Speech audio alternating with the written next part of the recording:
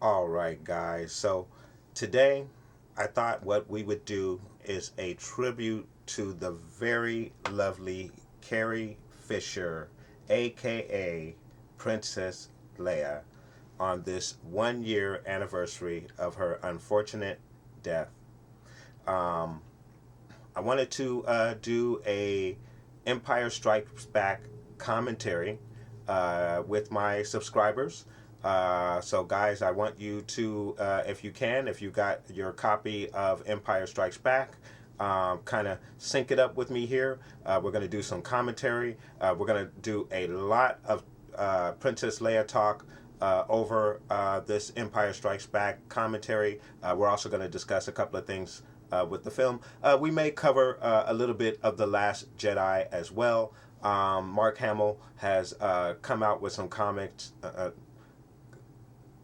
Mark Hamill has come out with some comments in regards to his initial reaction to the character and his regret in airing those reactions publicly, and I'm going to have a little commentary on that as well. So, guys, we are going to get started with this tribute to the very lovely Carrie Fisher here today on the 1 year anniversary of her unfortunate passing. We are going to be watching The Empire Strikes Back here, 1983. My personal favorite of all of the Star Wars films, and we are going to get started with that commentary, guys. So I hope you have your copy of Empire Strikes Back ready so we can sync it all up. And I am going to give you a 1, 2, 3 countdown on when to start your video. Now, my copy, incidentally, is coming from iTunes. I bought my copy on iTunes, and I'm going to be watching it here today on my computer here. So, guys, we are going to get started. And if you're not ready, pause the video. But for those of you who are ready, we are going to get started on 1, 2, 3. Press play. Lucasfilms.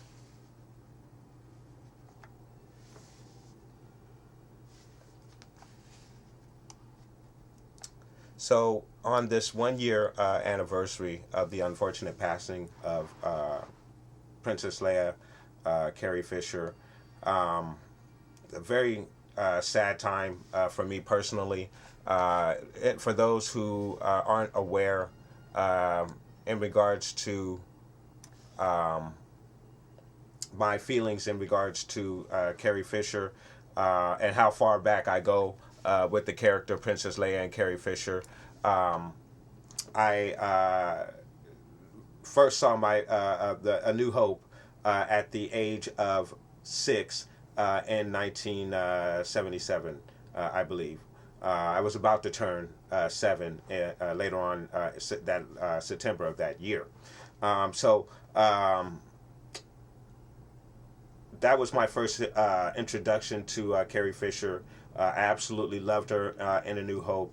And of course, here in the second installment, we got even more of Carrie Fisher and probably some of her best work in the franchise. So, guys, sit back, enjoy your copy of Empire Strikes Back, and of course, chime in the comments periodically if you want to respond to anything that I may say here in this commentary, and I will be responding to those comments. So we have the scroll now dissipating, and we have the pan downward,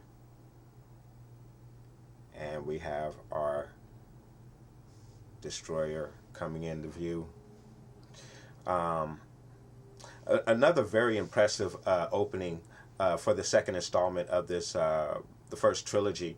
Now, of course, that initial opening in A New Hope, I don't think any Star Wars film will ever top that particular opening with the destroyer in chase of the Corvette, their Princess Leia ship, and just a very impressive opening. But this particular opening is just as impressive.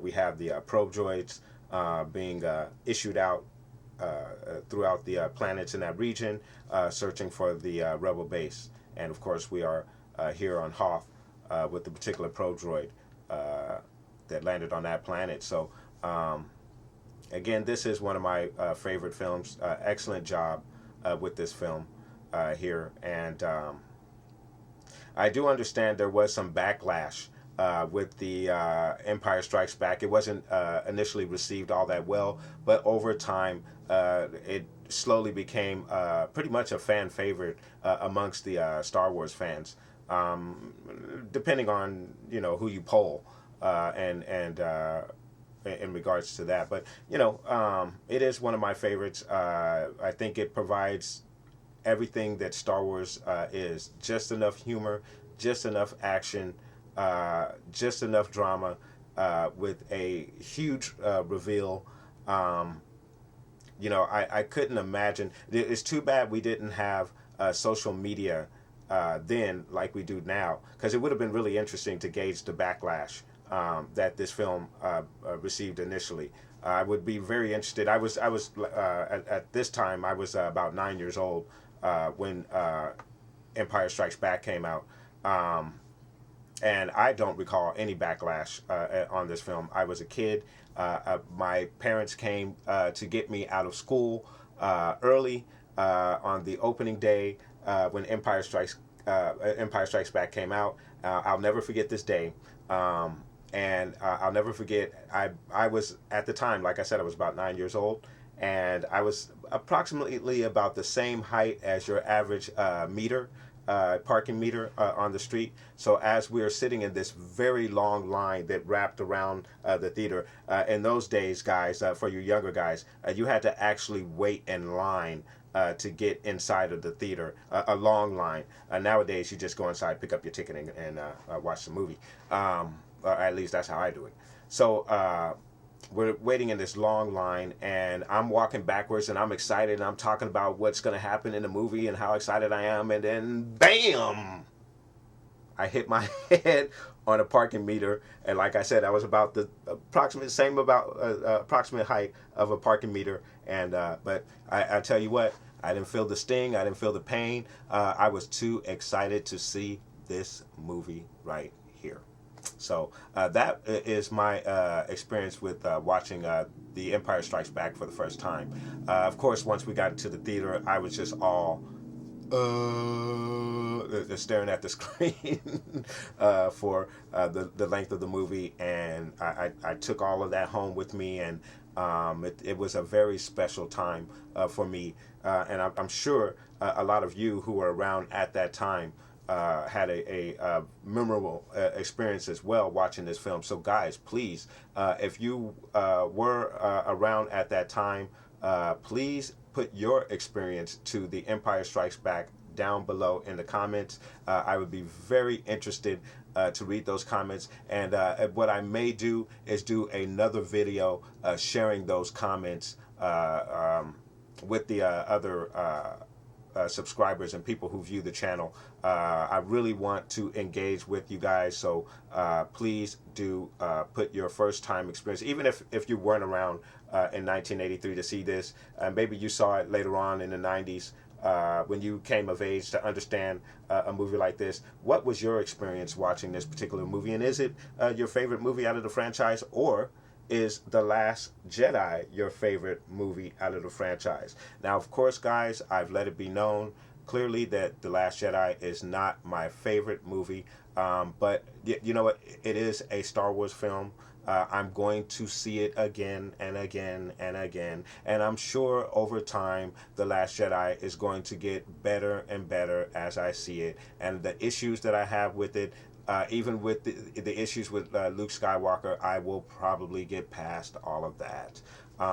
But as you guys well know, there has been a very huge split amongst the fans in regards to The Last Jedi, and I've been engaged in several conversations in regards to this movie, defending those who dislike the movie, as well as defending those who like the movie. There's a a narrative that's going around that if you didn't like The Last Jedi, you're not a real fan, and if you did like The Last Jedi, you're not a real fan. I totally disagree with that. I believe that people are entitled to their opinion. I don't think being a Star Wars fan says that you have to like everything in Star Wars, and I don't think I think it's okay to dislike a film that's in the franchise. I'm sure that I've seen people who like the Spider-Man franchise. They have their certain Spider-Mans that they like, and other ones they don't. You know, I think Star Wars fans need to kind of get over themselves a little bit, and not take it as someone is disrespecting you if they don't share your same opinion. I don't think that's what the Star Wars fandom is about. I think Star Wars fandom is sharing your opinions, your theories, and your knowledge in regards to the lore and every aspect of Star Wars. If you're a hardcore Star Wars fan like myself, and I think with all of the hoopla with The Last Jedi, a lot of that has been lost amongst the fandom, and I just hope we're going to be able to get past that once the dust settles with The Last Jedi, and everybody will be able to respect each other's opinion in regards to whether they like The Last Jedi or not. Let's not forget, the prequels remained a very, very divisive topic among Star Wars fans. Maybe more recently than in the past. Maybe genuinely, when they first initially came out, the dislike was overwhelming. But I think over time, as those kids who enjoyed the prequels and accept them as their own, just as my generation accepts the original trilogies as their own, I think certain individuals from my generation have been able to accept the prequels as a part of the Star Wars trilogy and lore, and they pick and take those things that they like from the prequels and kind of ignore those other things that they dislike about the prequels. And I think that's made it more acceptable to those fans who initially disliked the prequels. And I think the same thing will happen with The Last Jedi. You will probably, if you're like myself, your initial reaction is, I don't really like this movie as much, or maybe you totally hated this movie. But I think over time, it will be accepted. This petition about removing it from the canon, I think is silliness. Even though I may not like this film, I do accept it as canon. I may not like what this Luke Skywalker character is in this film, but I accept this Luke Skywalker as canon. So, that's my thought on this whole hoopla with The Last Jedi, and how it compares to The Empire Strikes Back, and then also in regards to the difference between, there is a generation gap that is going on in Star Wars as well. You have fans who are my age, not to reveal my age, but you have the original fans like myself, who started out as kids with this franchise. Then you have those children who grew up with the prequels, who are now of age and are a huge part of the fandom of the franchise. And now we have The Last Jedi, or this particular set of trilogies with The Force Awakens and The Last Jedi. And of course, the older fans had some issues with The Force Awakens, where it was too much of a rehash of A New Hope to certain people. I think what Disney was trying to do was kind of remind us about those things that we loved from the original trilogies, to get us all drawn back in to this universe. And I think that's exactly what they were able to do with The Force Awakens. I really enjoyed The Force Awakens myself. And initially, my thought was, wow, it was a lot like A New Hope. But over time, as I saw it, it's now one of my favorite Star Wars films, and I forget where it falls on my scale. I'll reveal what my proper order of favorite Star Wars films is sometime through this commentary, guys. But I really think that The Last Jedi is going to earn its spot somewhere in the Star Wars fandom, no matter how many people liked it or how many people disliked it. I think it's going to earn its place. And this is coming from someone who didn't particularly like the movie. So, there it is, guys. So, we have Obi-Wan talking to Luke. So, if you are synced up, that is where we are right now in the film.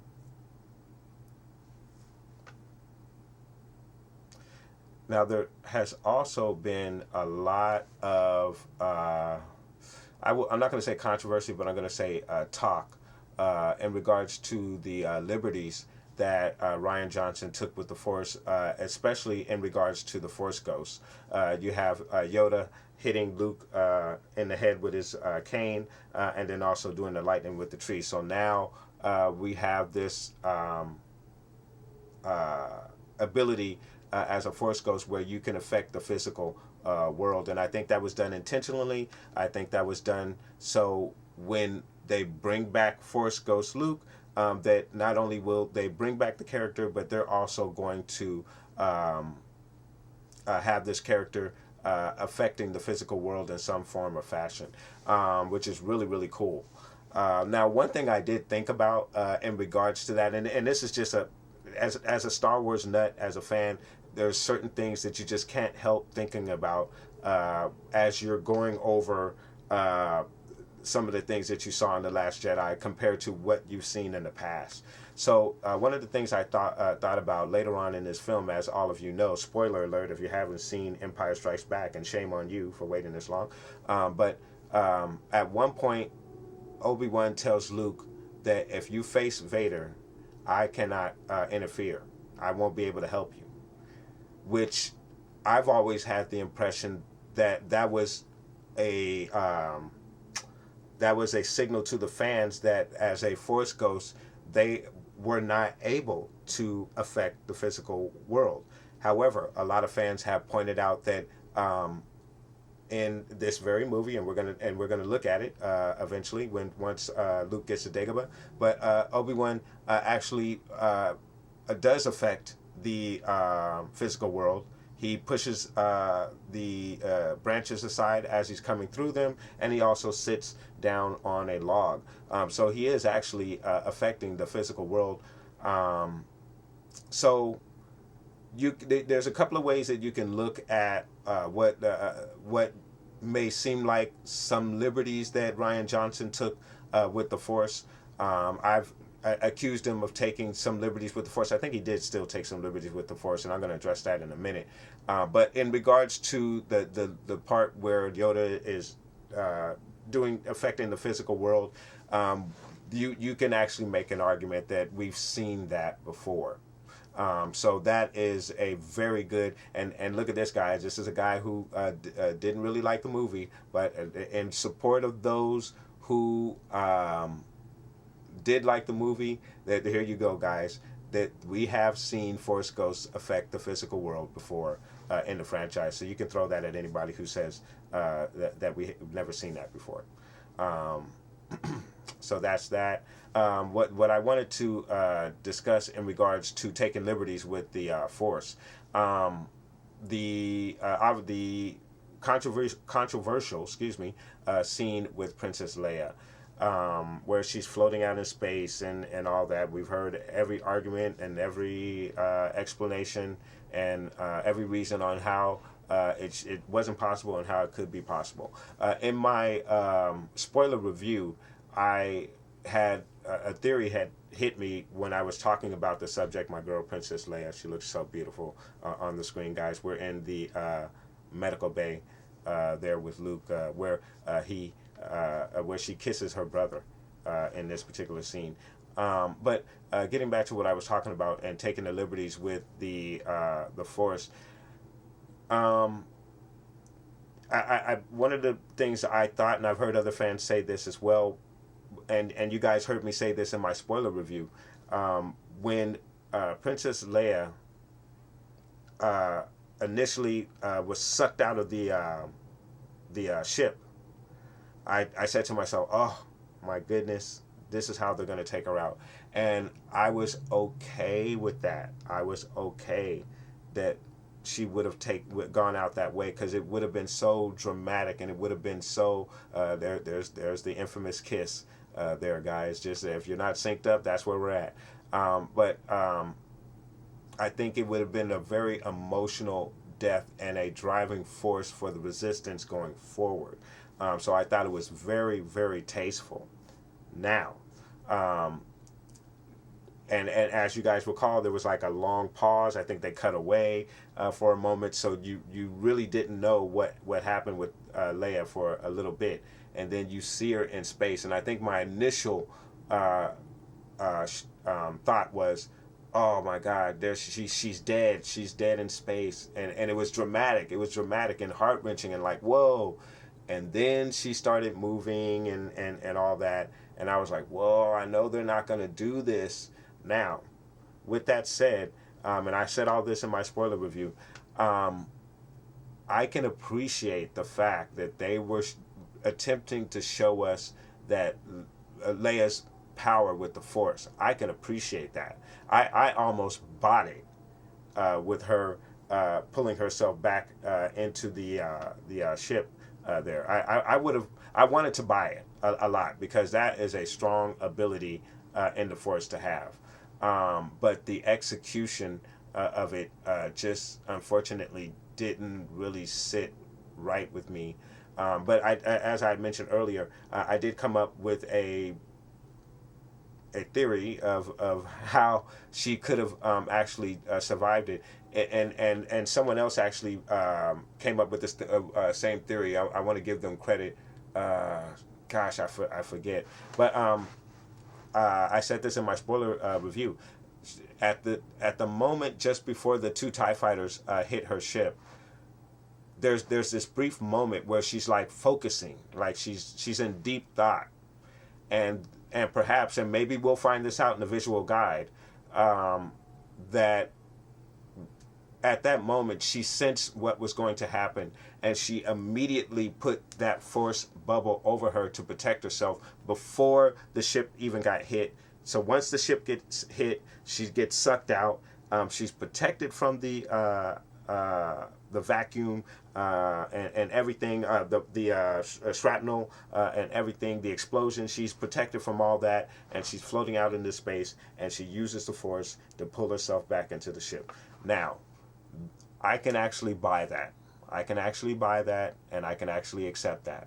But I need somebody to tell me that that's exactly what happened, what I just mentioned. I need someone to tell me that that's exactly what happened. Or maybe I don't need someone to tell me that, and I can just go make that assumption myself and make myself feel better about how that was executed in The Last Jedi. So that's my complete thoughts on that particular scene with Leia and how she was taken out in The Last Jedi, guys. But I want to know what you guys thought.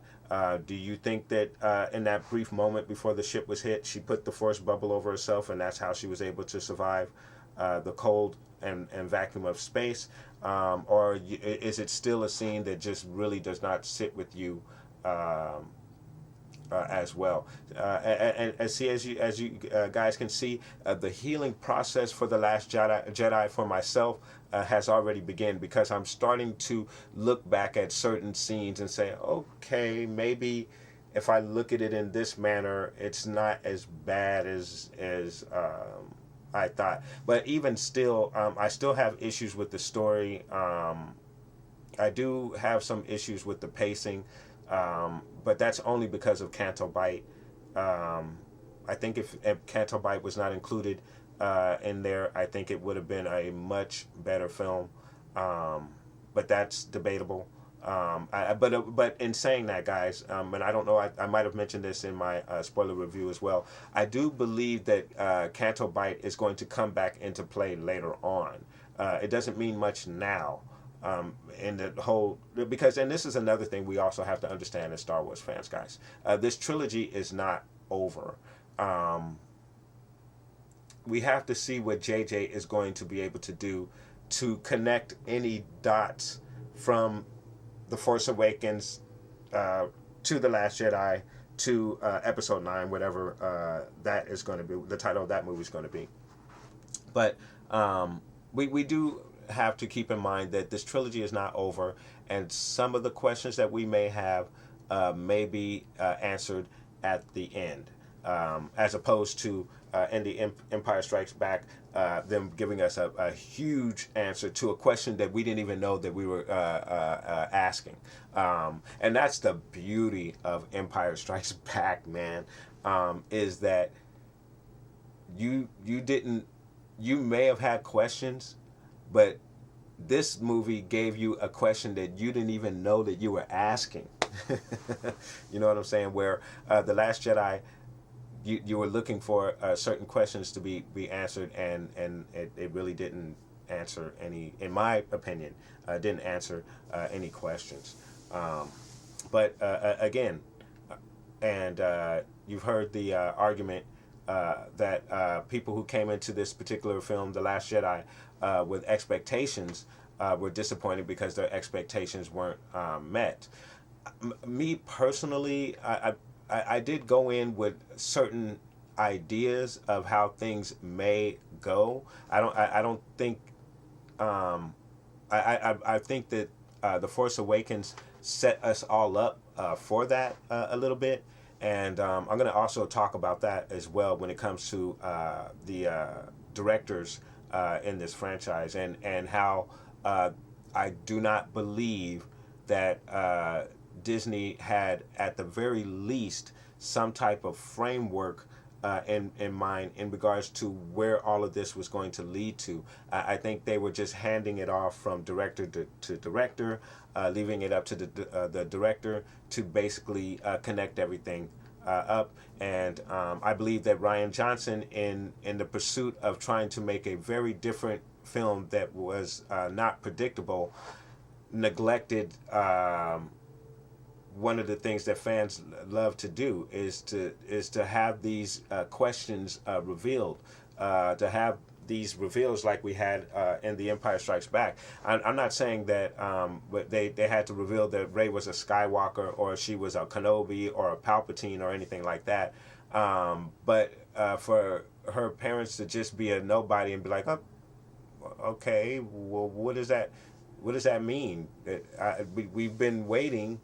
It should have some more significance other than some drunk junkers that traded her for drinking money, which you guys know. If you those of you who saw my spoiler review, I believe Kylo is lying to her. I believe that her parents actually are well-to-do, and they come from Canto Bight. If you and just to explain my theory on that real quickly, if you look at the aircraft that is taking off in her Force Vision, that's a very expensive looking aircraft. It doesn't look like an aircraft that junkers would own. If we are to believe that that is her parents,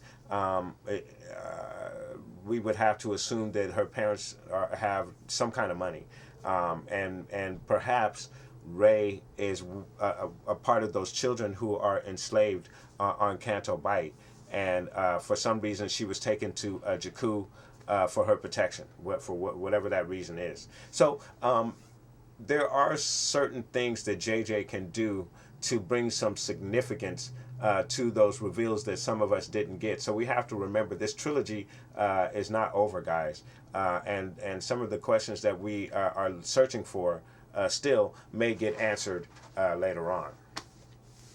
So obviously, guys, we are at the Battle of Hoth.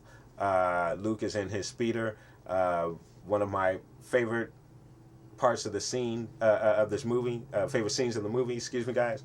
And I'm not doing this live, but I'm doing this as I watch the film, so you guys got to excuse me. I'm not going to do any edits, so you're going to see a bunch of mess ups here in this commentary. So yeah, one of my favorite scenes in all of Star Wars filming, and thinking about the Battle of Crate in The Last Jedi, I was a bit disappointed that we didn't get any real action with the AT-M6s. One of the things that makes the AT-ATs iconic is their action right here in this battle scene. That's what made, as a kid, that's what made you say, I gotta have one of those things. I've got one sitting up here as a part of my collection, along with my AT-ACT. And I probably would purchase a AT-M6. Well, I do have an AT-M6 in the small scale, but I would definitely purchase a large scale version if they came out with a large scale version of it. However, I have to say it's like the AT-M6 is like the Boba Fett of the walkers. It didn't do a thing in this film, and it was very for as impressive as it looks. With the gorilla look, we didn't get to see it do anything, and I would have liked to see what it could do. I was hoping that I was going to be able to set up some very cool dioramas coming out of the Last Jedi with the AT-M6s, and I'm not. There's not much you can do because they just stood there, and that's not a very interesting diorama. In my opinion, and for those who don't know, this is also a toy collecting channel, and I do dioramas as well. So that's why I'm talking about doing dioramas and toys. So AT-AT down, they blew it up.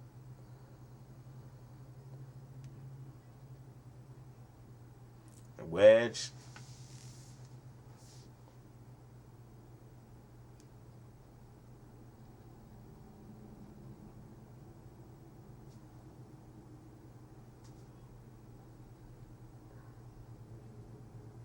That one goes there.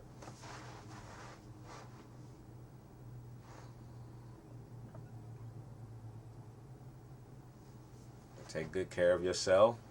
C-3PO talking to R2-D2. But again, the AT-ATs are so impressive in this film, and I remember watching this as a kid, and my mouth was just as a kid. I mean, this up to that point, like I said, I was about 9 years old. This was the greatest thing I've ever seen on film, and I was going to the movies a lot. But I live in Los Angeles. At that particular time, I lived in Culver City, which is really a very cool filming hub here in Los Angeles, or at least it used to be. What was MGM Studios at that time, which is now Sony Studios, was right in the heart of Culver City, and that was my playground as a kid. We had the Culver City Theater, which was a very small theater. I think it had maybe 2 to 3 screens, if I'm not mistaken. It may have only had 2 screens on either side, and that's where I saw all of my movies, just about, except for this movie. I went and saw it in Westwood. Again, my parents came and picked me up from school and took me to Westwood to see this film. I forget the name of the theater, but it's actually one of the theaters that are on the outside of the heart of Westwood, for those of you who are familiar with the Westwood area here in Los Angeles. So, I saw A New Hope, and a lot of films in that small theater in Culver City, and some of my greatest memories are from watching those films in that theater in Culver City, and it's still standing. It's now called it's named after, and the actor's name is escaping me, but wow, that's terrible, guys. I apologize. But the theater is now named after. And it's a famous actor, and he also has a son who is a famous actor, and that's terrible, guys. Anyone who lives in the Los Angeles area and you're watching this and knows that what the theater is called now, put that in the comments, because I'm having a brain fart and it's terrible. I should know that. That's my theater from my childhood. But yeah, guys, that's just a little bit about me and my childhood and my movie going experience as a child. I saw uh, Road Warrior and Thunderdome in that theater. A very memorable experience. I saw a couple of the Jaws movies in that theater. I saw Popeye in that theater with Robin Williams and Shelley Duvall.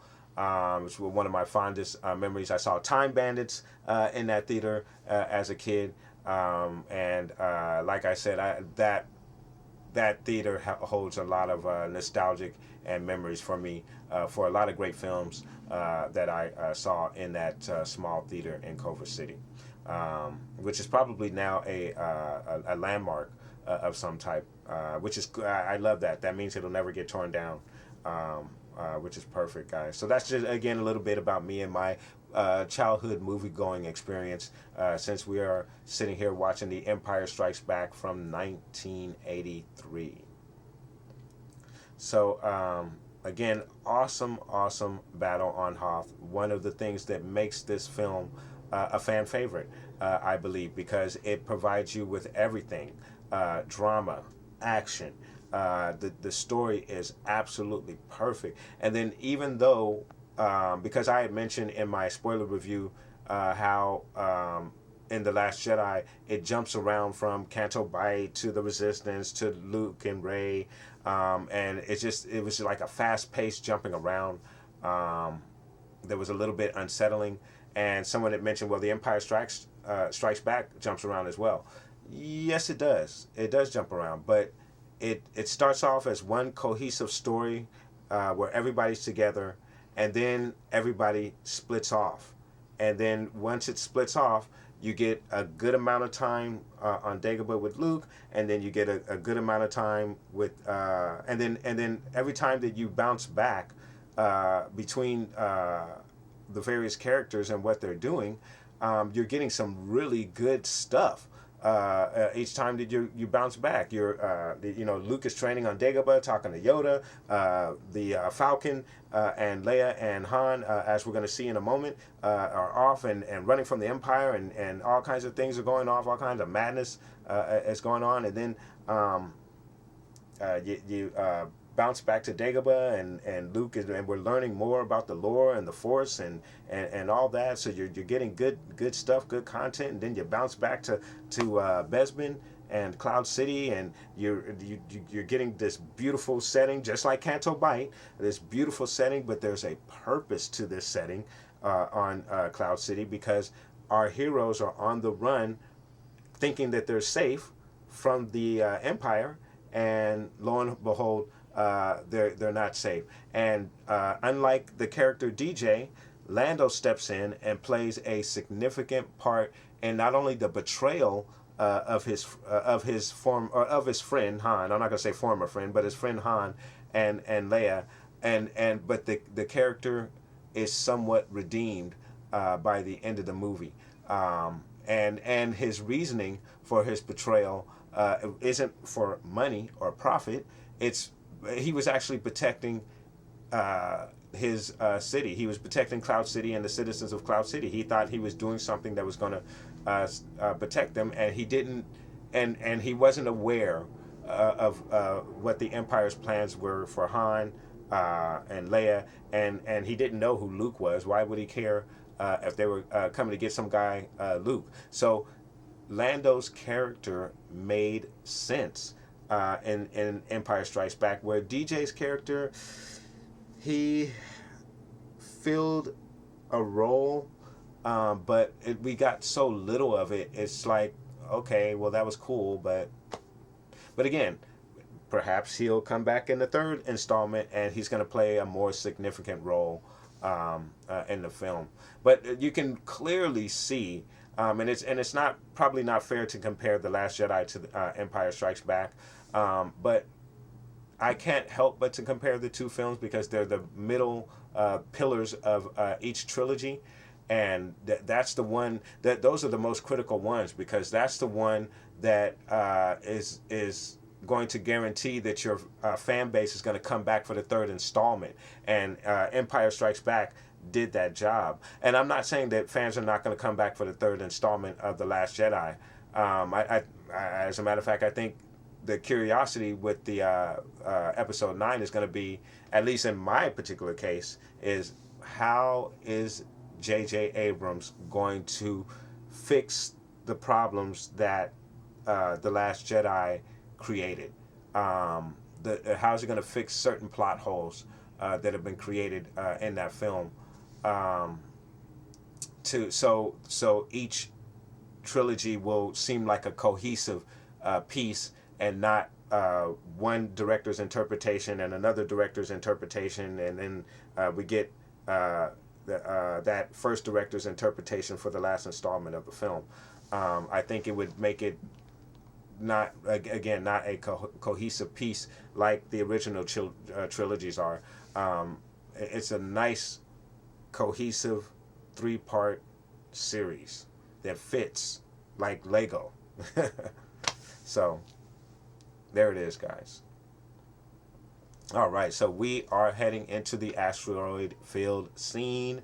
Again, one of the best scenes in all of Star Wars history. And it's so funny that The Last Jedi did a lot of great things for Star Wars in regards to in Star Wars film that we've never seen before. There was some great stuff. It's just that, as I mentioned in my spoiler review, the bad outweighs the good, unfortunately, with that. So again, I love this scene. The music, this music right here, is my favorite, maybe, of all of the Star Wars trilogies. I love this music right here. John Williams obviously is the greatest composer of all time, hands down. I don't care what anyone else thinks. But I think this is one of his greatest pieces right here, with the music and the asteroid field scene and the Falcon.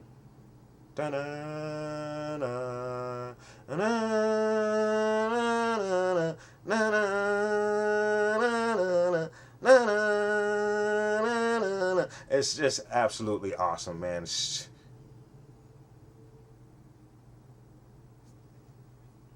And then he goes into the Leia theme.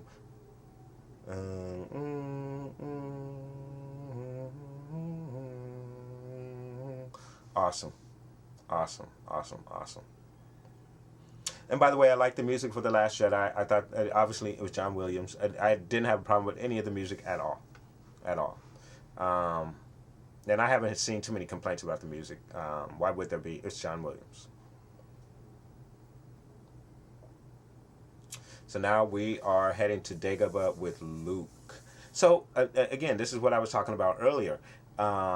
We are starting to get to the point where we're going to start jumping back and forth between our heroes. But these going back and forth fits a lot better, in my opinion, when you compare it to The Last Jedi and the Canto Bight Resistance and Luke and Rey scenes. And maybe it was a bit too much to jump between 3 different spots as opposed to between 2 different situations between the Falcon and what was going on Dagobah. I think George Lucas, Erwin Kushner kept it simple, as opposed to giving us too much to have to process. And that's another thing that no matter whether you like this film or you didn't like this film, I've heard the majority of Star Wars fans who saw this film for the first time saying to themselves that they had to process this film for a little bit before they can even gather any thoughts about the film. Again, speaking on The Last Jedi. And that's exactly what I felt coming out of this film. My initial thought coming out of the film was, wow, I had a good time. And I did have a good time with The Last Jedi. I'm not even going to deny that. I did have a great time watching The Last Jedi. as I think as a if you were to take the if I wasn't a Star Wars fan and I was just a sci-fi fan, and I'm not going into Star Wars uh, being the Star Wars nut that I am, I think I would have enjoyed the movie immensely. And you see that amongst the people who aren't hardcore fans like myself. Um, so I think for a sci-fi film or a space film, action flick, I think it's excellent. It's and I hate this term, but I'm going to use it here because I think it applies. But you always hear the term of it's a turn off your brain popcorn movie. Well, I feel like The Last Jedi is a turn off your brain popcorn movie. If you were able to go into the movie and do that, as a lot of the fans who like the film like to say, don't go in with any expectations, just accept what it's giving you. And that would be the same as shutting off your brain, as a Star Wars fan, shutting it off, and just enjoying it as a popcorn flick. And I think if you do that, the film is a lot better. It's a lot better because you're not asking any questions. You're not saying to yourself, as I was throughout the film, does this feel like Star Wars? Does this feel like Star Wars? Does this part feel like Star Wars? I don't know if that feels like Star Wars. You're not doing that as a Star Wars fan. You're just enjoying what you're seeing. You're enjoying the action that you're seeing. If you take Canto Bight just on face value, a action sequence with a strong political message, and just leave it as that, I think it's a little bit more enjoyable. I don't know. That might be still debatable, but I think it's a little bit more enjoyable as and I think it's a little bit more enjoyable as compared to when you're thinking that, well, okay, Canto Bight is going to lead us somewhere. It's going to go to something significant in regards to this story, and there's a reason why they're doing all this. And it just really felt like for the story that they were telling in The Last Jedi, Canto Bight didn't apply. But again, I think Canto Bight is going to come into play later on, once we get the third installment of the trilogy. So I'm not calling Canto Bight a throwaway, and I did say in my review that you could cut the whole Canto Bight part out, and I think the movie is better for it. I still kind of feel that way, but I think once we get that third installment, you would want to have that Canto Bight, part back in, because it's going to be significant to what's going to happen in the third installment. So we'll see if that comes to fruition there. All right, so we are in the cave, and I think they've no. We haven't got the Minox yet, not just yet. But this is a very, very cool scene, and you want to talk about a surprise.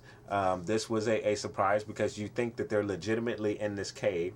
You have no idea where they are, and turns out that they're inside of an animal and not in a cave. And I think, I think you want to surprise people. I think that's how you surprise people in a film. I think that's something different. That at the time, that wasn't anything that we had seen. At least at that time, that's not anything I've had ever seen in a film. I thought it was cool. And I think you could surprise audiences without having to kind of spit in their face while doing so. Now, when I say that, I'm obviously talking about the part of The Last Jedi where Luke takes the saber and he looks at it and he's looking at it intently and he throws it over his shoulder. Now, again, if you're a regular moviegoer who's not all into the Star Wars lore and you don't really care what that saber means or who it belonged to or the history of that saber, that would probably be the funniest thing that you've ever seen in your life. This big built up moment, and it's a throwaway moment, just as Luke tosses it over his shoulder. But if you're a Star Wars fan, like myself, and you've been waiting to see what's going to happen for 2 years in this moment, you already felt a bit shortchanged because you got like 30 seconds of Luke in the Force Awakens, but you knew it was going to pay off in the next installment, or you thought it was going to pay off in the next installment, and you get to this moment where we left off with Luke, and it's a moment where they choose to use humor instead of giving you something of substance, and I just didn't think I chuckled at it, like most people did in the theater in my initial viewing, but as an afterthought, I was like, wow, I was kind of felt cheated. I didn't get anything out of that moment. Not that I mean, I guess I did have some expectations about that moment, but I didn't have any specific expectations. I didn't think Luke was going to light it up and wave it around or do anything like that. Or you know, he could have simply handed it back to Rey and said, I don't want this. This doesn't belong to me. He could have said something like that, and it would have done the same thing that tossing the saber over his shoulder did, except it wouldn't have been in the effort of making a joke. It would have been in the effort of, it would have been. It still would have been something, a very serious moment.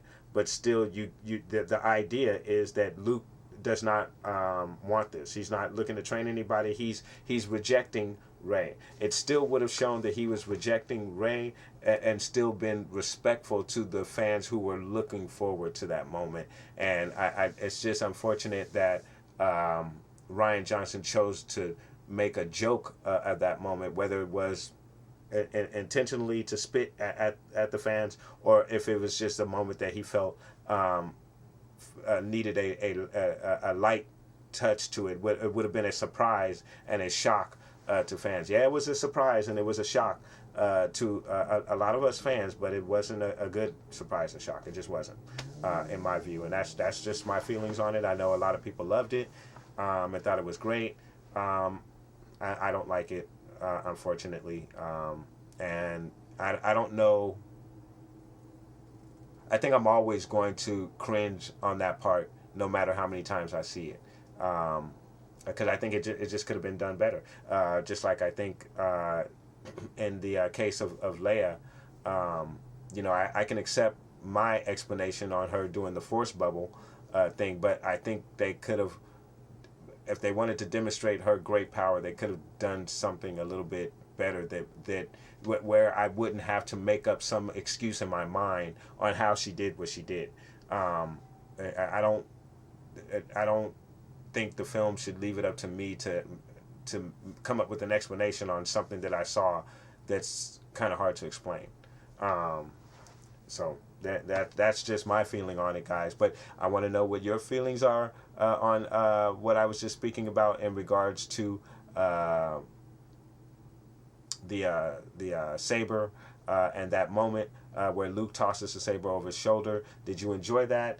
Did you hate it? And then also, were you just a casual fan for the Last Jedi? Did you feel like it was a turn your brain off popcorn movie, or did you feel as though no, it's not a movie where you have to turn your brain off? It does provoke thought. It does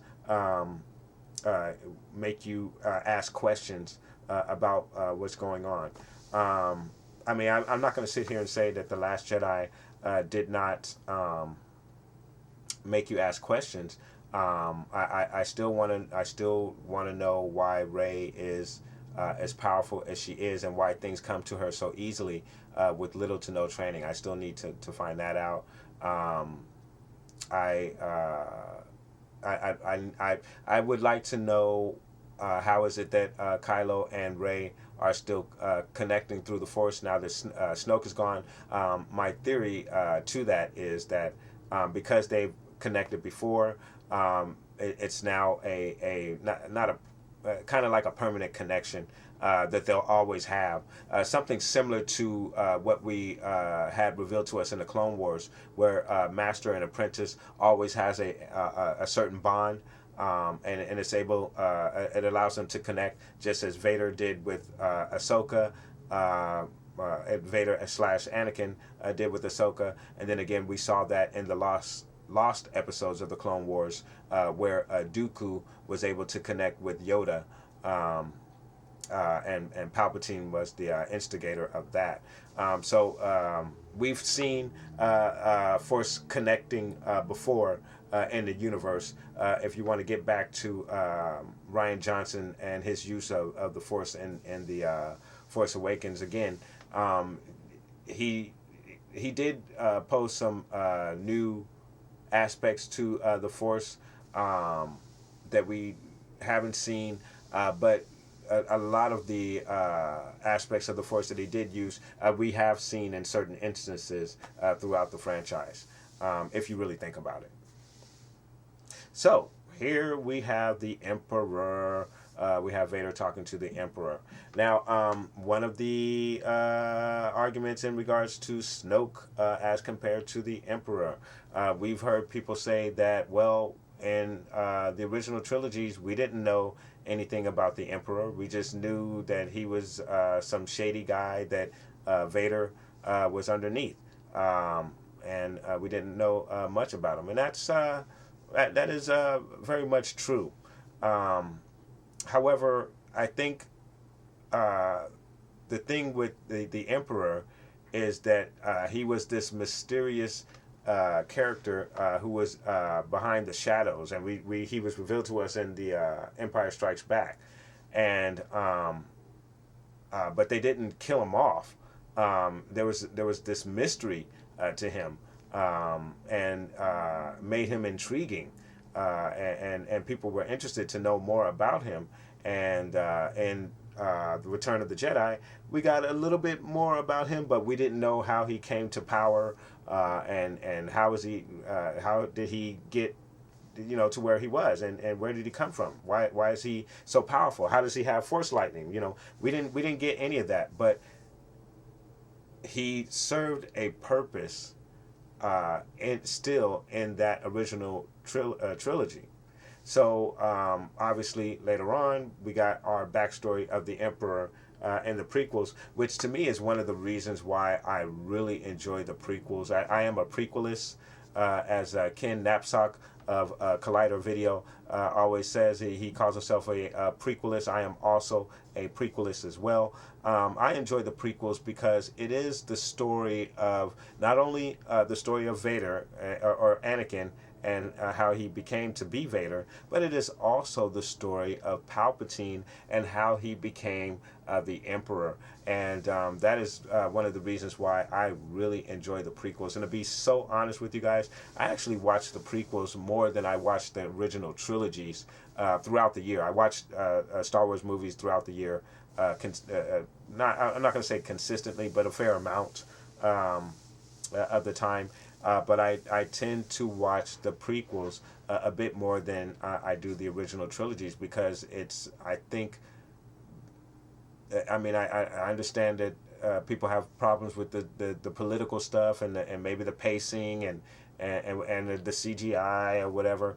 But from a storytelling aspect, if you look at the story itself, I really enjoyed the story, because again, you're getting to see how Palpatine manipulated not only the Jedi but the galaxy, and you also get to see how Vader became Vader. Now, one of the things that makes the prequels a whole lot better is the Clone Wars, and I liked the prequels before I even saw the Clone Wars, and I actually was late getting to the Clone Wars. I dismissed the Clone Wars as a kids cartoon, a lot how people are doing Rebels today. And when Disney took over and Star Wars was starting up all over again, I decided to get back into it and started watching. I binged the Clone Wars, and it was absolutely awesome. and I fell in love with the Ahsoka. I hated Ahsoka at first when I watched the movie that was released, the Clone Wars movie that was released, and I hated Ahsoka at first, and but slowly and surely, as I went through the various seasons of the Clone Wars, I was able to enjoy the character more and really enjoy that character a lot. So now she is one of my favorite characters in the Star Wars franchise. So again, the Clone Wars really helps the prequels fill in some of the development of the characters, and it also gives you a really good look into the clones themselves, and really gives the clones life in the franchise. And if you have not watched the Clone Wars, I would strongly suggest that you go out and get you a copy of the full series of the Clone Wars. It is I think it's a 6-season series, and then there's also the Lost episodes series. Those are episodes that did not appear due to the early cancellation of the show, the unfortunate early cancellation of that show. But there's some really good episodes and Star Wars lore in the Lost episode Blu-ray and DVD as well. So for those Star Wars fans who have not opened themselves up to the Clone Wars animated series, I would strongly suggest that you guys do so. I think it will help you. If you don't enjoy the prequels now, you'll enjoy them a whole lot more once you get a look at the Clone Wars series. So, guys, we are outside of the Falcon getting ready to discover our Minox. I do have a Minox diorama from the Power of the Force set that includes Chewie, Han, Leia, and the Minox as well. So, very, very cool. And I really enjoy that particular diorama simply because this is one of my favorite movies.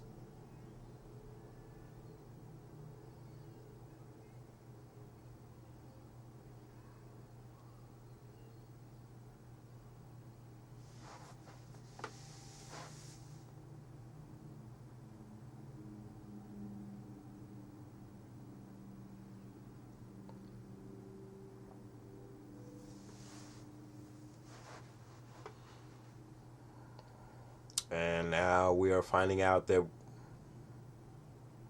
well, they haven't found out that it's not a cave yet. Well, no, they have found out it's not a cave because it's moving. Han knows. No one else knows. We don't have time to discuss this in a committee.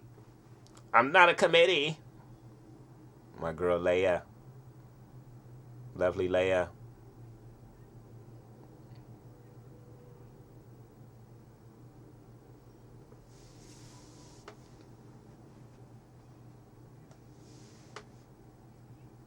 The cave is collapsing. This is no cave. Awesome. Awesome. That's how you surprise people. At that time, that was something that we had never seen before. And it didn't mess with the lore. It didn't diminish any of the characters. It's just a very cool, surprising moment in a very good film.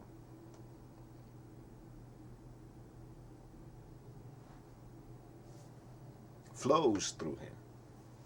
And now we've bounced back to Dagobah and Luke and his training. So we are getting our education on the Force and Jedi training.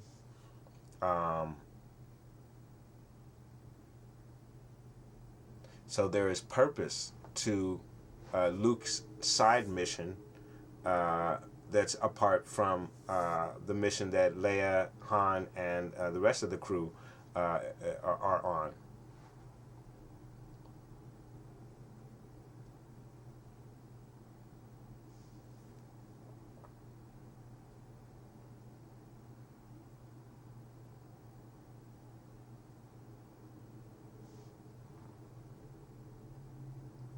Clear your mind of questions.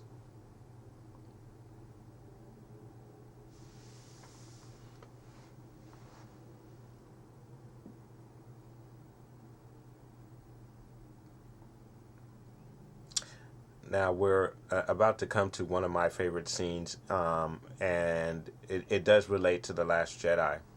Now this is the scene where I talked about in my spoiler review, where Luke is going into the cave. And Luke is talking about he feels cold.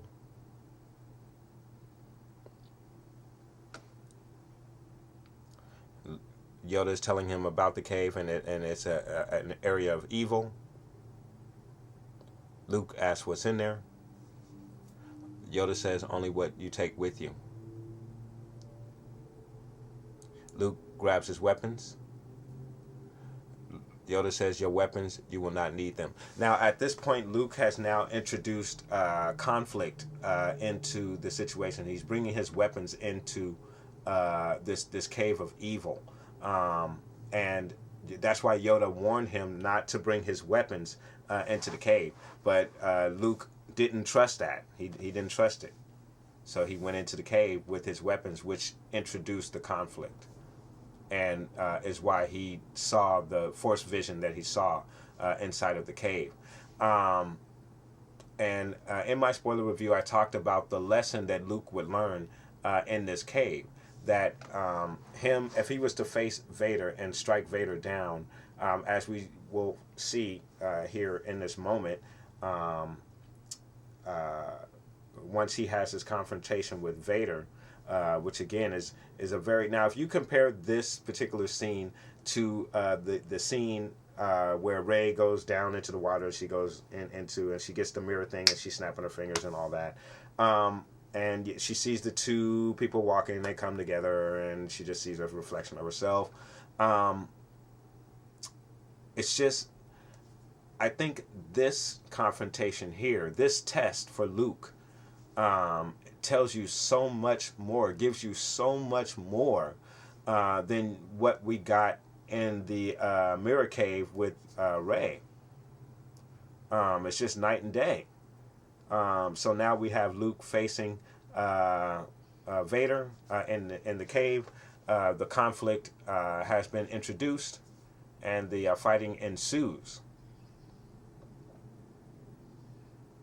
Now, this also is going to apply to the moment with Kylo Ren, with Luke and Kylo Ren as well. So now he strikes down Vader, and of course he sees, once the helmet explodes, guys, and it's going to explode in a moment. Luke is looking at it. Boom, it explodes. Luke sees his face inside of the mask, which is, depending on how you interpret it, it means that if you strike Vader down, you will become the very thing that you're trying to destroy. I think that's what the meaning is of Luke's face being in that mask. And that's why Yoda will later on tell Luke about his failure in the cave. He failed that test. Now how it relates to the situation with Kylo Ren and Luke, in that moment where Luke again senses the darkness in Kylo, what did he do? He grabbed for his weapon. The lesson that he learned from Dagobah when he took his weapons into the cave and introduced the conflict, he somehow forgot that lesson in that quick moment, went for his weapon, and introduced the conflict with Kylo Ren, which caused Kylo Ren to do what he did, destroy the temple, take the kids. And now that is Rian Johnson's explanation on how Kylo Ren turned to the dark side. And that's why I fundamentally disagree with that moment, because you've literally undone the main lesson, the first hardcore lesson that Luke learned as a Jedi. You just totally disregarded that and put him in this moment just to serve Kylo Ren and his turn to the dark side. And I think that is an injustice to the character. I think there are again different ways where you could have introduced this turn and conflict with Kylo Ren without Luke Skywalker being the instigator of the turn. I think it's always done best when the onus is not put on the hero, but it's put on by the bad guy, such as Anakin and Obi-Wan's clash on Mustafar. All the way up to the end, it was Anakin who was pushing the fight, pushing the narrative, forcing Obi-Wan to eventually cut him down. And even still, in that moment, I've said this in my spoiler, Obi-Wan didn't even cut him down. He left him there to die, but he didn't kill him. He left him there to die, but he didn't actually kill him. Because perhaps he still sensed the light in Anakin, even though the dark had somewhat consumed him a bit. I think he might have still sensed the light and couldn't bring himself to kill his friend, his brother, as he says to him.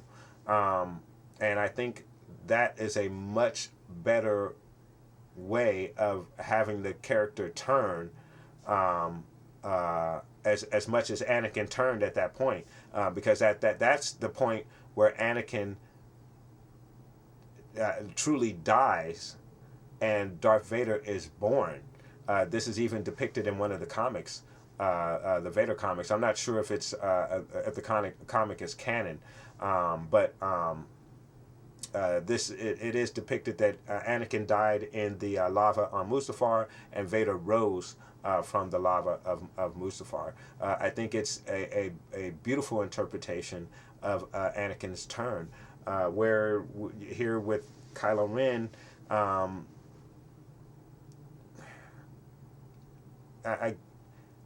I don't, it's not, I just can't buy the explanation given on Kylo's turn, and putting the onus on Luke for Kylo's turn, and not putting the onus on Kylo being responsible for his turn to the dark side. So I think that's where Rian Johnson failed in that moment, in my particular opinion, as a Star Wars nut. So this scene right here is one of my favorite scenes as well, and the music is also a great character in this part. This is where Luke is trying to raise his X-wing, and he fails to do so. It's one of the best and most beautiful moments in all of Star Wars, and it really gets me every single time I watch this film.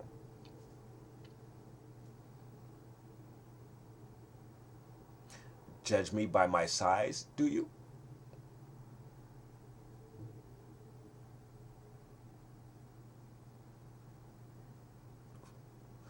My ally is the Force, and a powerful ally it is.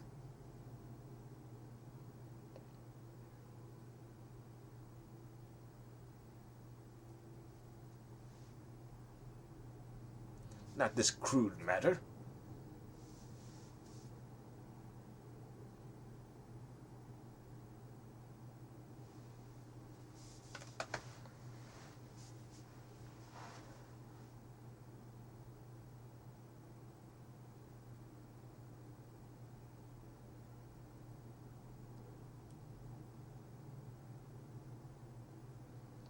You want the impossible, the whiny and pouty Luke says. Skywalkers are a whiny bunch, aren't they? But I like that, because it's a part of the struggle and the journey for them to become who they ultimately become.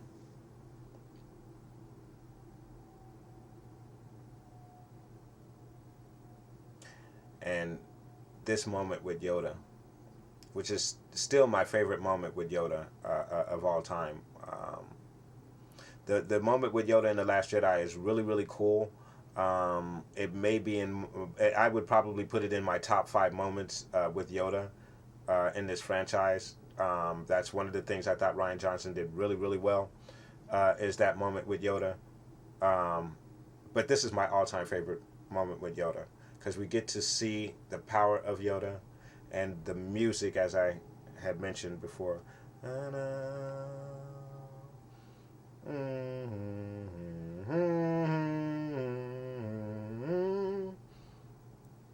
And then the music kicks. It kicks up.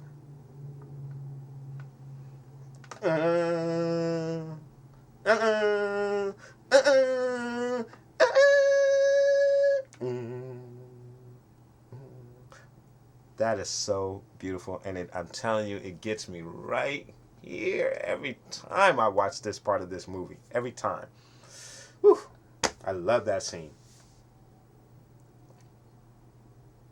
And the music is a big part I mean, the strength that Yoda shows in the Force is impressive, and this is the first time we really get to see Yoda's strength in the Force. So that's also impressive. But the music just makes the moment that much greater of a moment. And as good as some of the moments were in The Last Jedi, and there were some great moments in that film, guys. Don't get me wrong. The warp speed through the First Order ships was awesome. I think it's up there with some of the top moments in Star Wars film history, as I mentioned in my spoiler. But it doesn't. The Last Jedi doesn't have moments like what we just saw there with Yoda raising the X-wing from the swamps of Dagobah.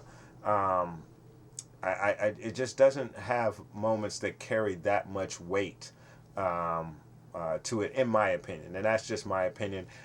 Maybe for some younger viewers who, maybe for them, there are some moments in The Last Jedi that carry as much weight as that moment with Yoda on Dagobah does for me.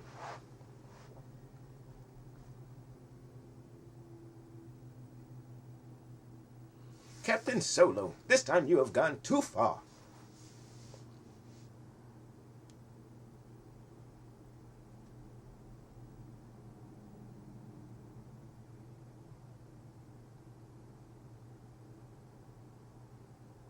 The Empire will be gracious enough.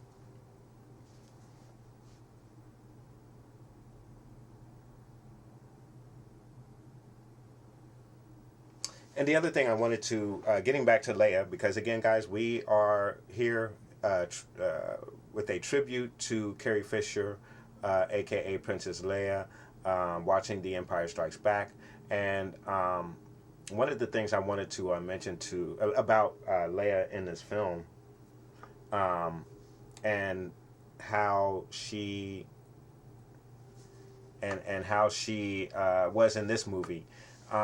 What I really want to get to is the romance in this movie, which is basically all Han and Leia. Obviously, it's all Han and Leia, and I think the moments where the romance between these two, the affection, the connection between these two, when it's introduced, I think it's properly placed.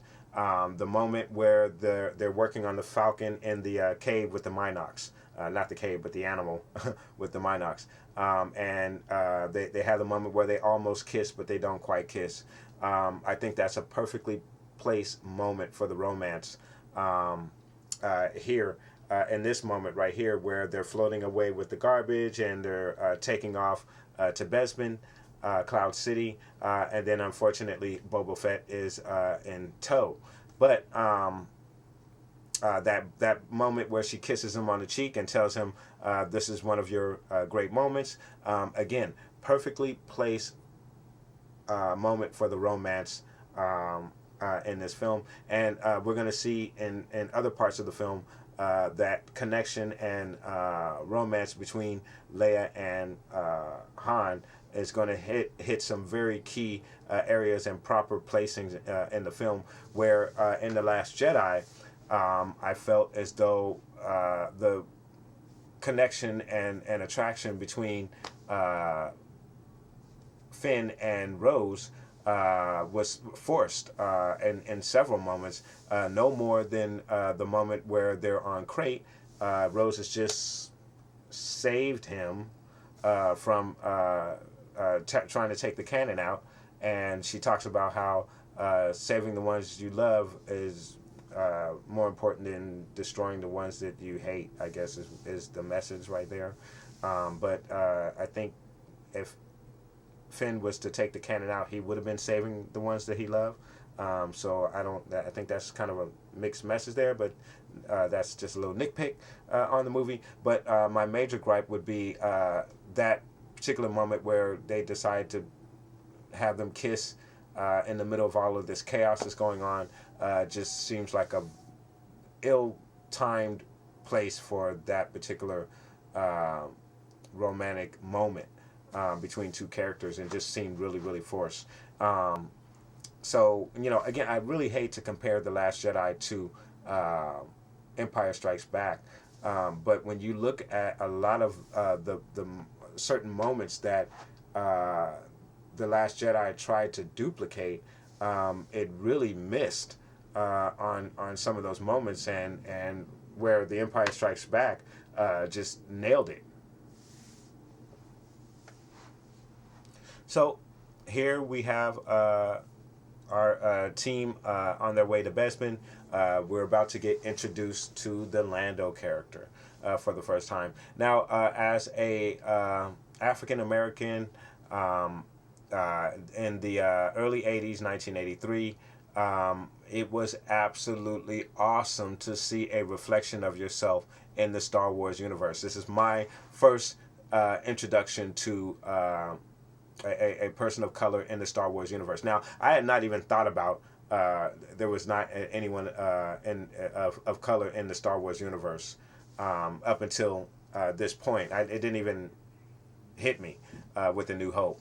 But when I saw it, it was good to see that reflection of yourself in this universe, and it's one of my proud moments of this franchise as a fan.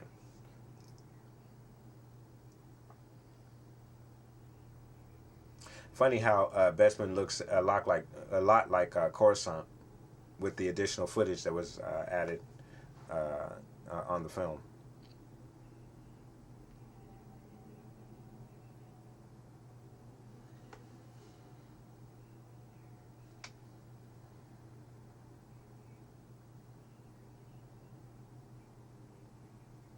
I don't like this, Leia says.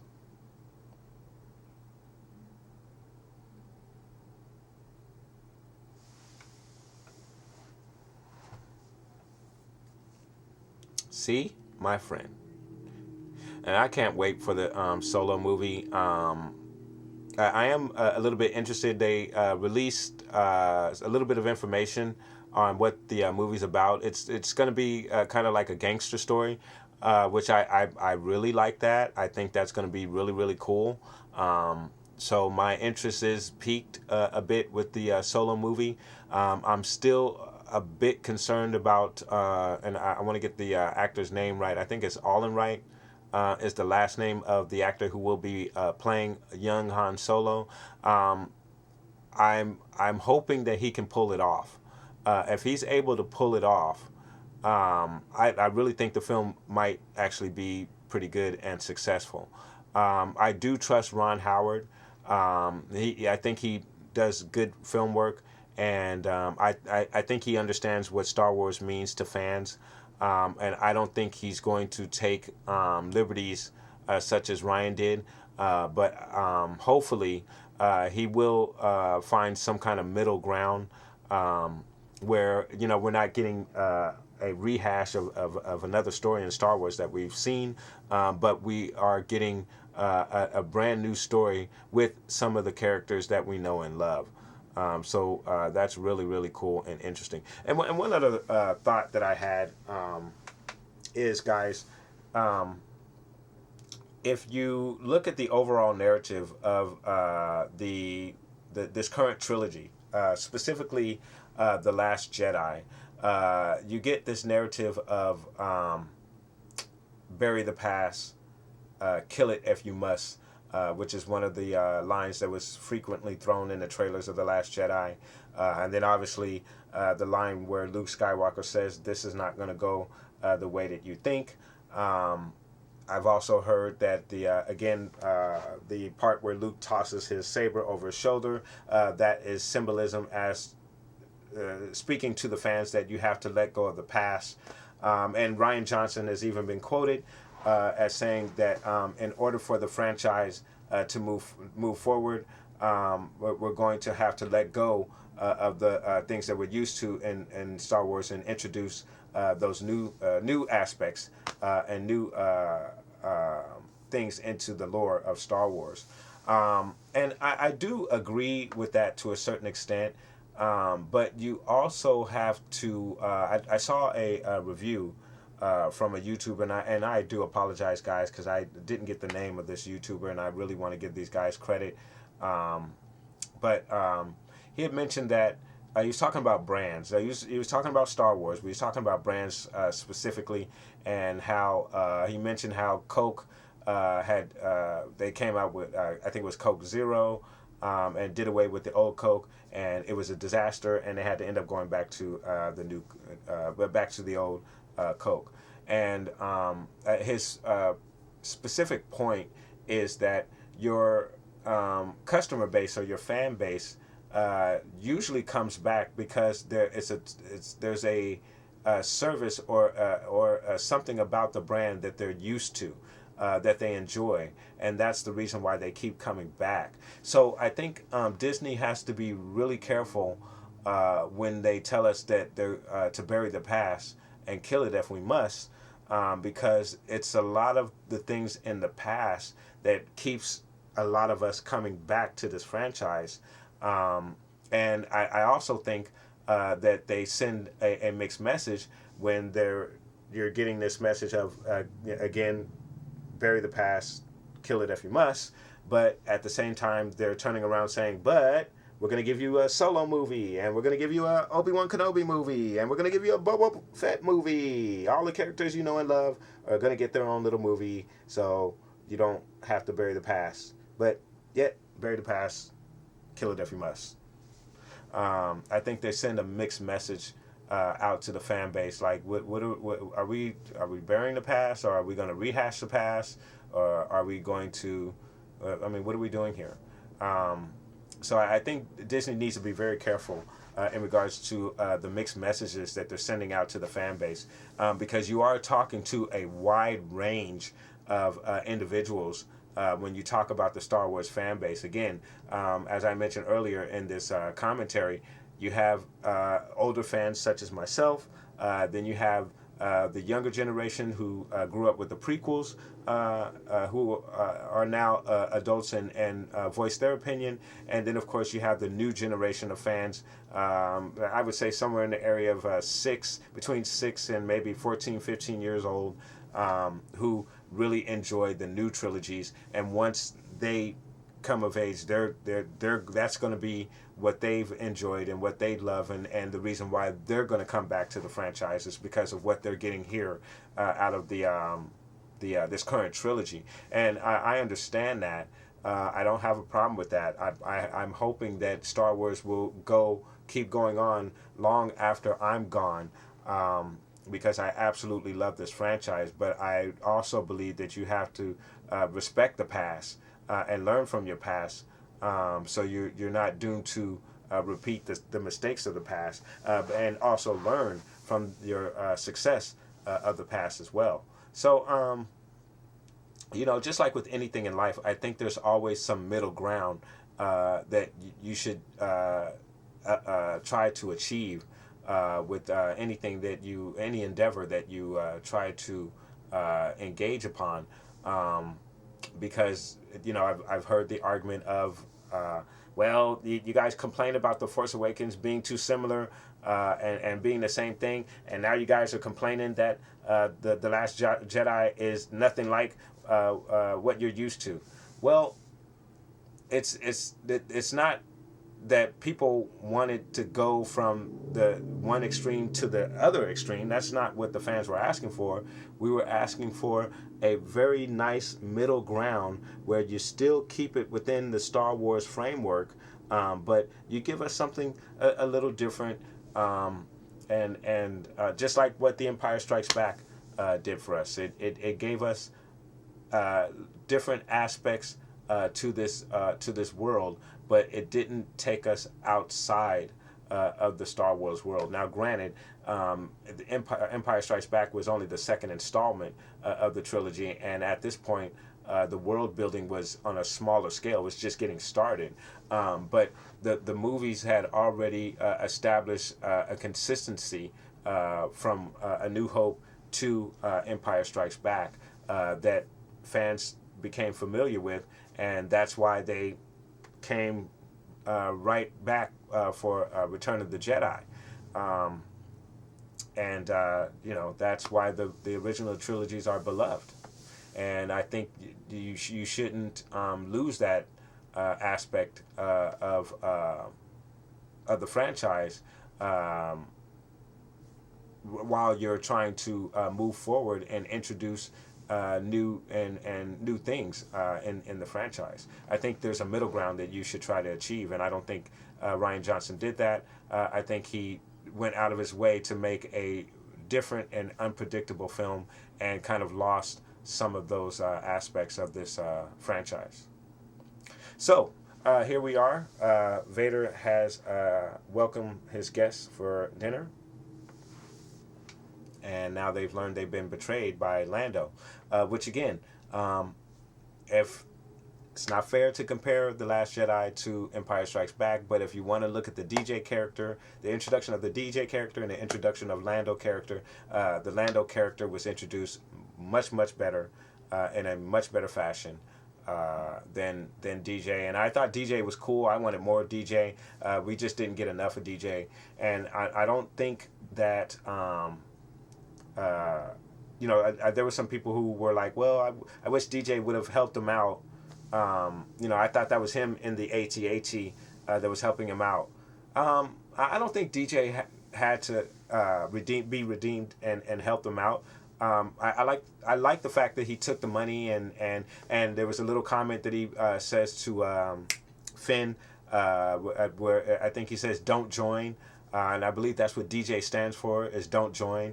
I like that little message from him. And a lot of people say, well, he's kind of like the Lando character. Because I was going to compare him to Hondo. If those of you who watch Rebels and are familiar with the Clone Wars series, the animated series, the Hondo character is a shady character who's all about himself. He's a scoundrel. Very, very cool character. Is one of my favorite characters.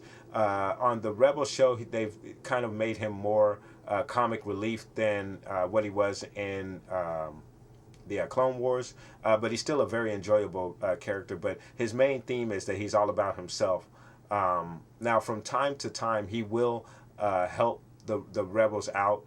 And it's not always about what he can get out of it, but mainly that's what he's all about. Like if I can get something out of it, if it serves my purpose, then you got my services, and that's what Hondo is all about. And I could take the DJ character in that same fashion. I think that would have been great, and I believe they're going to bring DJ back for the third installment. And I think it would be great if they used that character in a similar fashion as they used the Hondo character in particularly in the Clone Wars series, as opposed to the Rebel series. In the Rebel series, he's more comic relief, but he is still his very selfish self in that series.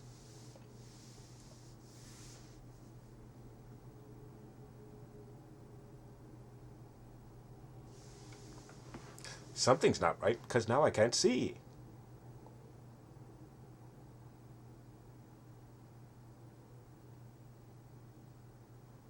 I'm backwards.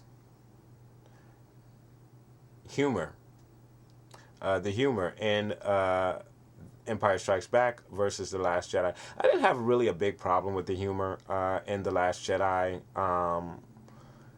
Some of it did seem forced a bit, but I didn't. I wouldn't. That wouldn't be. That would be a minor nitpick for me with the comedy. I liked when Rey locked, took the rock off and it took the card out. I thought that was funny. That when she blasted through the hut and the ladies had to fix it, the Guardians had to fix it. I thought that was cool. The initial joke with Poe was okay. I thought it dragged on a little bit longer than it should have, but it again, I didn't have a major problem with it. I guess where the comedy failed for me is the lightsaber scene where he threw it over his shoulder. That may have been where the comedy failed for me there.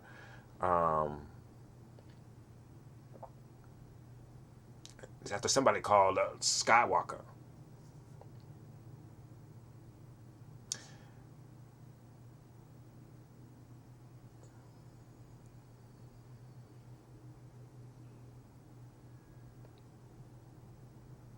My boy Lando. They just gave us our 6-inch Lando in the 40th anniversary series, so that was cool.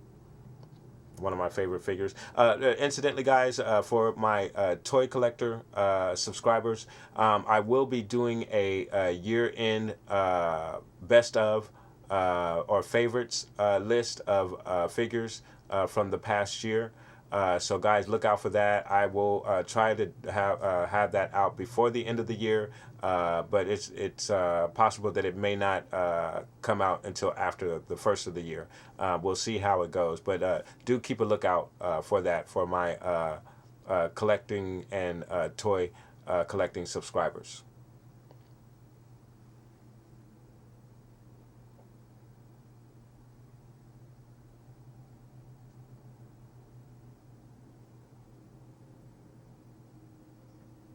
And that messed up Lando basically got Han or made Han the test dummy for the carbonation testing.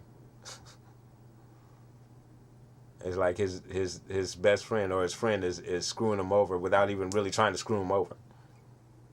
But it's good writing. Good writing. Good writing. And I think Kirshner is doing the writing for Solo. That also gives me a lot of hope for Solo because I think, and we've heard that the original script was excellent for Solo. So my hope is that Solo is not as bad off as we've been hearing. I hope that it actually will be a really good film, and I think one thing that's going to help Solo is because of all of the rumors and speculation, the stuff that we heard that's going wrong. I think the fans' expectations have been brought down as to where The Last Jedi, the expectations were, because and that's one of the issues that I had with The Last Jedi.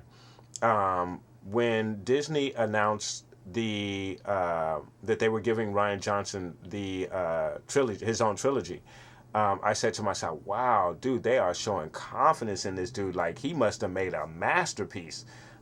With The Last Jedi.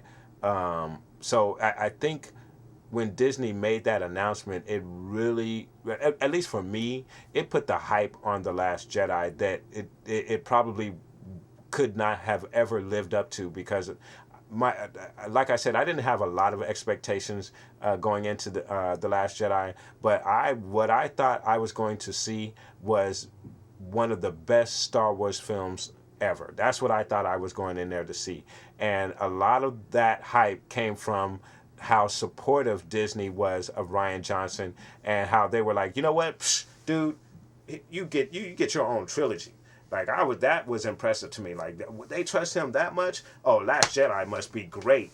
And I went in there and it wasn't the great story and Star Wars movie that I was expecting, and so it was like doomed to fail because there was no way it was going to live up to what I took as, oh, this Disney is they're giving this dude this type of leverage. Dude, he must have made the greatest Star Wars movie ever. And maybe I should have scaled my expectations down before going in to seeing The Last Jedi. Maybe it wouldn't have been as bad as it was. I probably still would have had a hard time with it because, as I said, a lot of fans struggled with the film when they initially saw it, whether they had huge expectations on seeing the greatest Star Wars movie they've ever seen in their life, or whatever their expectations were. The majority of fans that I've heard, that I've talked to, the reviewers on YouTube, the guys at Jedi Collider Council, or Collider Jedi Council, excuse me, other Star Wars channels. Alex over at Star Wars Explained also mentioned how he had to process the movie after seeing it. Then you also hear the narrative, well, I had to go see it a second time so I can really pick up on those things that I may have missed. I still need to process it. So I think I still would have had a hard time with the film, even if my expectations weren't that high. But I think it definitely, that the announcement that Disney made with Rian Johnson, definitely, in my view, the way I was taking it, it hurt The Last Jedi, because he didn't make the film that I thought he made or was going to make.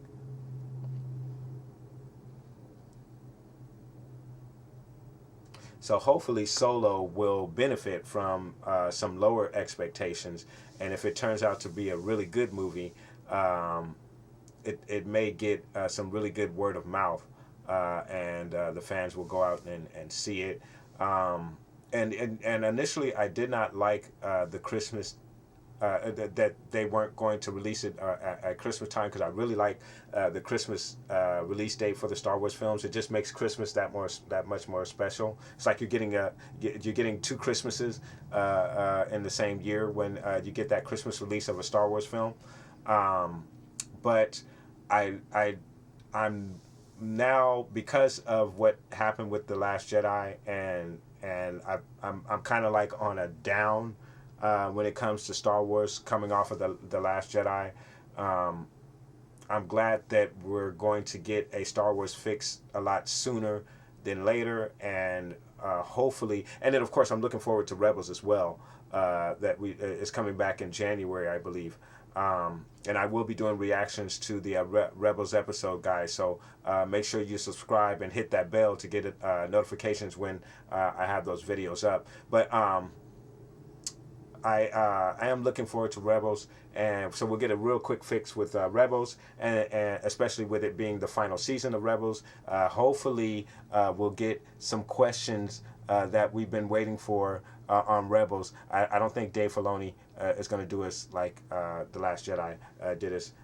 And that's another thing, guys. And if you guys are not familiar with Dave Filoni and who he is basically, I call him Big Baby George Lucas, because he studied directly under George Lucas. He is one of the creators of the Clone Wars series. He is one of the creators of the Rebels series as well, and he is also working on a new animated series for the Star Wars franchise. So this man is very familiar with Star Wars lore and Star Wars as a whole, and I would really, really like to see this man get. He doesn't need to get a trilogy. I don't need him to have a trilogy. I could take him having a standalone movie. And what I would really like to see him do is a standalone Ahsoka movie about her time after she and spoiler alert, guys, if you haven't seen Clone Wars, you might want to skip over this part, because I'm going to spoil something that happens in Clone Wars if you haven't seen it. So 1, 2, 3. Here comes the spoiler. After Ahsoka leaves the Order, that time period between that moment and when she is revealed as the Fulcrum agent in Rebels, there are some very significant events that happen between that time, which it would be very, very cool to see in a live-action film, and I think it would be awesome to have Dave Filoni direct that film. because that is his baby. That is his character that he developed. And in my view, Ahsoka is one of the best developed characters in all of Star Wars. If you are not familiar with the Ahsoka character, again, I really encourage you to check out the Clone Wars series. You may not like Ahsoka at first, but by the time you get to the end, that seventh season, and then go into the Rebel season, I guarantee you she's going to be among one of your favorite characters in all of Star Wars. She is definitely among one of the favorites for me. So now we are actually at the part where we are going through Lando's redemption in the film, which I really, really enjoy, and I'm glad he was redeemed. Again, as I mentioned, his betrayal does have some purpose because he was trying to protect the people of Cloud City, and when he found out how this plan it changes every time he noticed that Darth Vader wasn't keeping his word, Lando decided, you know what, I'm not going to let them get my buddy like that. I'm not going to let them do this like that. And he turns around and he helps them out.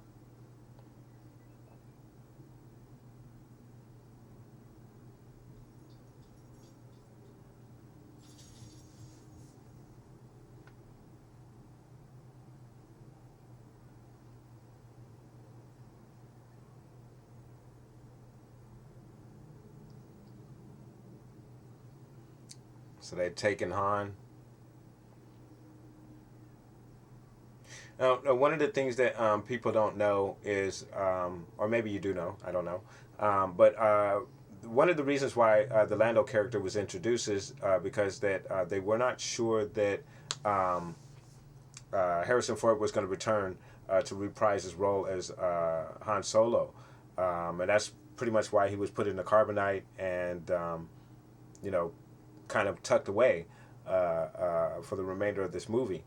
And because he might have been in the process of filming one of the Indiana Jones trilogies at that time, or maybe Indiana Jones itself, the initial movie. I forget what year it was released. That's another movie I saw in my little Culver City theater out here in Culver City. But again, that's why the Lando character was introduced, and he was actually going to replace the Solo character if Harrison Ford did not return to the franchise, which he obviously did for Return of the Jedi. And I think we're all very much thankful for it. Even though I love the Lando character, I love the role that Lando plays in this franchise. And it's unfortunate that they have not brought the character back for the new trilogy. But in a way, I'm kind of glad, because I would hate to be disappointed by whatever it is that they would probably do with the character. He might be better off being where he is and having an off-screen death, and we'll learn his story will be told in a book where somebody who would appreciates the character would treat it with some type of respect. Not saying that Rian Johnson would not have treated him with respect. I just think that Rian Johnson got caught up in trying to make a different film and kind of diminish some of the aspects of some of the characters that we know and love.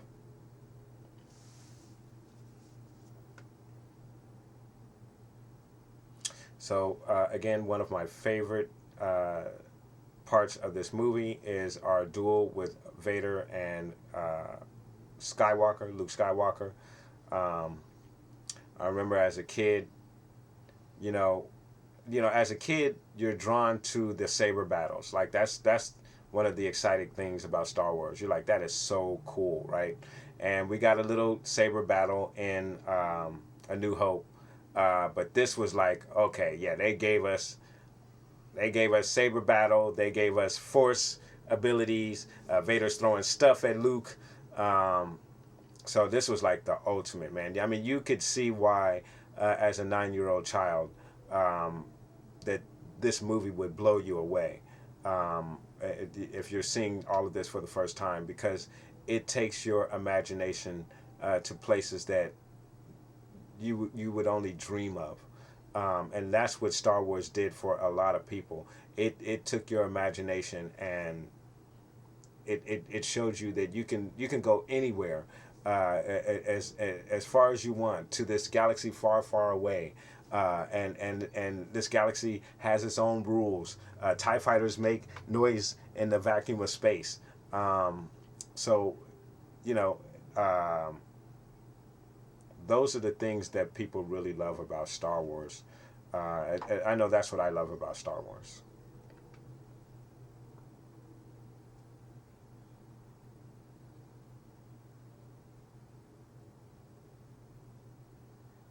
More well-placed humor with C-3PO and R2-D2. That might be another thing. Um, the R2-D2 and C-3PO were very good comedic devices throughout the original trilogies. And BB-8 was a really, really good comedic device in The Force Awakens. I think he worked very well. We didn't get a lot of that here in The Last Jedi. Um, which may be a missed opportunity, and maybe if the some of the jokes came from BB-8 and the other, and that's another thing. BB-8 doesn't have anybody to bounce off of like R2-D2 and C-3PO did off of each other. BB-8 is cool. I think he's a neat bot, but as some people may not know.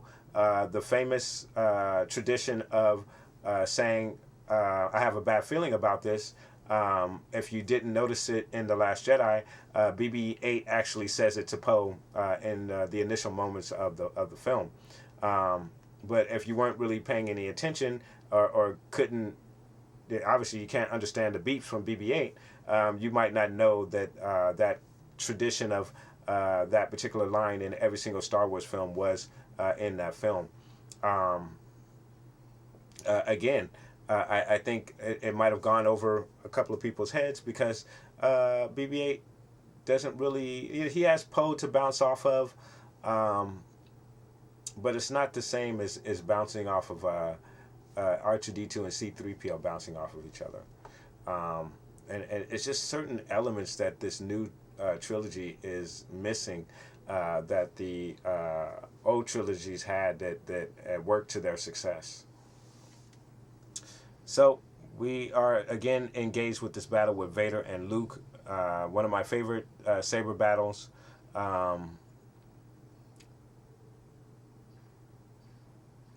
a really cool battle. You can see that how Luke is out of his league. Vader is just overpowering him, just tossing him around. I love that. It's not Rey taking on the Praetorian guards and just knocking them out. Luke he's vulnerable, and he gets a good lick on Vader, and he really pisses Vader off, right? So Vader's like, forget that, whap, takes his hand off, right?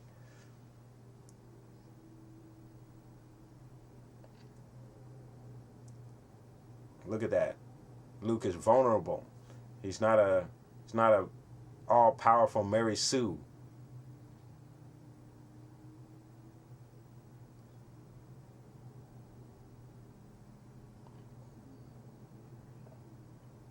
Where is that aspect for Rey? Why is Rey not getting this type of treatment? Why is Rey all-powerful, all-knowing how to use the Force, how to use a saber? Why are these abilities coming to her so easily, to where Luke had to struggle through it and had to learn from his mistakes, and it cost him a hand to learn one of his greatest mistakes. So we get our reveal. It's impossible! So we get our great reveal of Vader being Luke's father. Something that we did not get from The Last Jedi. Now, I'm not saying that The Last Jedi had to give us a great reveal with Rey's parents or give us a great reveal with Snoke, but it did not it didn't have one of those moments uh, um, in the franchise. And that's the way the director wanted it. He wasn't going to tell you who Snoke was. He wasn't going to tell you because he didn't want to make it predictable. The Empire Strikes Back had a big reveal in it. Well, my movie is not going to give you any big reveals. As a matter of fact, we're going to toss a lot of those things that were set up in the Force Awakens, and perhaps we'll reveal them in the third installment. But in this movie, I think Ryan Johnson said, "I'm not going to give you any of the cake and candy. You got to eat your dinner first." And I'm not mad at that. I'm not mad at that. It's just that the dinner wasn't all that great. I think with the Empire Strikes Back, you got a full course meal. You got your cake. You even got an after dinner mint with this particular one right here. And I think it served the franchise well because it again, as I mentioned earlier, the franchise was still in the process of building itself up. It still had to sell itself to the fans. Empire Strikes Back could have failed, and maybe The Last Jedi never would have been made, or any of the other movies never would have been made. So The Empire Strikes Back was a pivotal point in the franchise because if this movie failed, we would not have gotten everything that we have today, and Star Wars would not be what it is today. Granted, A New Hope opened the door and opened our minds to what could be. Empire Strikes Back showed us what could be with this franchise and set the standard that all Star Wars movies are judged by nowadays. So here we get our first moment of Leia using her Force abilities. She's connecting with her brother Luke. Again, we've seen a Force connection, not visually at this particular point in the franchise, but we have seen Force users connect from distances, such as being demonstrated here. But again, in the Clone Wars, we actually, and even in Rebels, we see Yoda is able to project his image to Ezra in the temple on Lothal, similar to what Luke did. Now, the thing about it is it killed Luke to do that projection, but Luke also did a lot of physical things in his projection, as to where Yoda was just sitting there talking. So you can make an excuse on why Yoda survived his projection to Ezra, and why Luke did not survive his, because his was more in a physical nature when he confronted Kylo Ren. But again, that aspect of the Force is not anything new. In regards to what Ryan put there, we've seen that in the Star Wars lore before.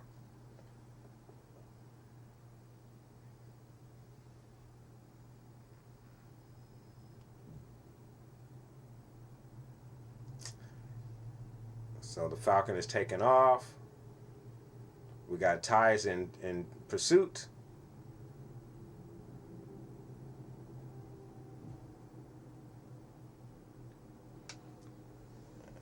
And Lando takes over.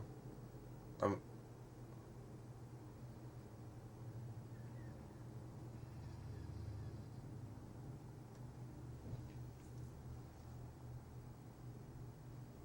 mm, mm, mm, mm. Vader returns to his ship after taking his son's hand off. And then again, you compare Vader to Kylo Ren. And I heard someone mention this before. Um, once Kylo Ren took that mask off, it made him human. And it made him relatable. And I think maybe that is what they were shooting for. But I think in doing so, you stripped away the mystery of who this villain is. And now he's not as scary. As a matter of fact, he looks vulnerable because he's so impulsive and so emotional. He could easily be tricked as he was with Luke at the end, with Luke holding him off and stalling him so the resistance can leave out of the back of the cage. Um, and with Vader, he's behind this mask and this helmet, and the only time you get to see him is the back of his messed up, screwed up head. Um, and he's running around choking officers who fail him. This guy is scary. This guy is no joke. Um, and the mystery of this character holds up all the way to the end, even after the mask is taken off. And he does become a vulnerable character at that moment. But it's in a moment where father and son are embracing and are getting to reacquainted with each other, even if it is for a very brief moment before Vader succumbs to his injuries and his suit being non-operational.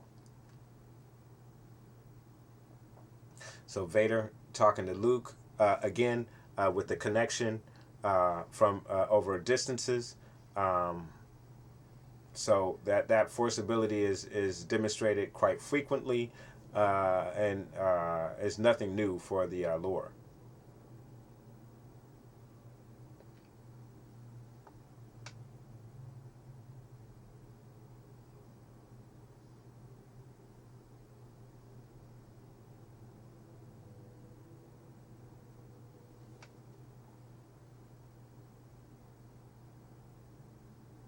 Why didn't you tell me, Ben?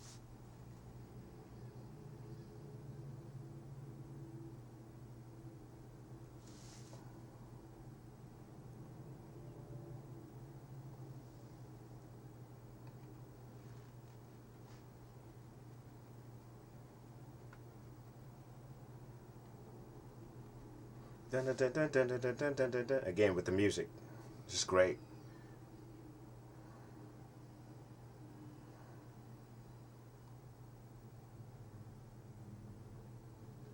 My man is like, man, Vader's gonna kill me.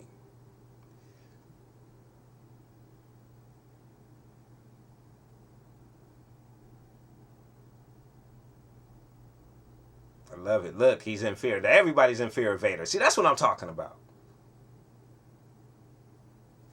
But Vader ain't thinking about killing nobody.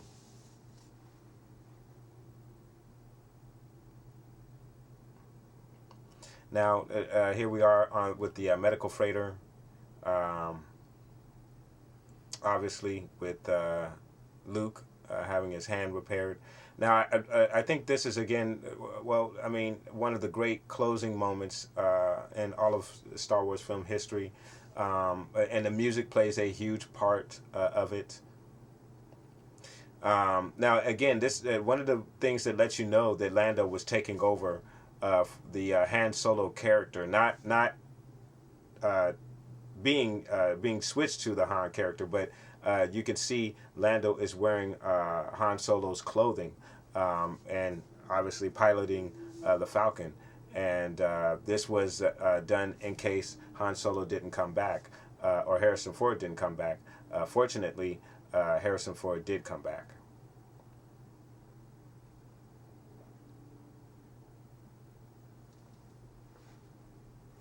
So we have Luke with his mechanical hand. I think later on, well, I don't want to put any spoilers in here from any of the comics or books that have been out.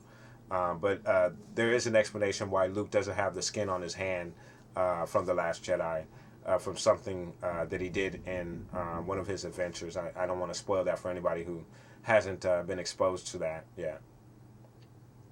So again, one of the great endings for a movie, in ending shots, you have the medical freighter, Luke and Leia, C-3PO, and R2-D2 looking out as the Falcon is taking off, and you have that nice spiral of the planet in the distance.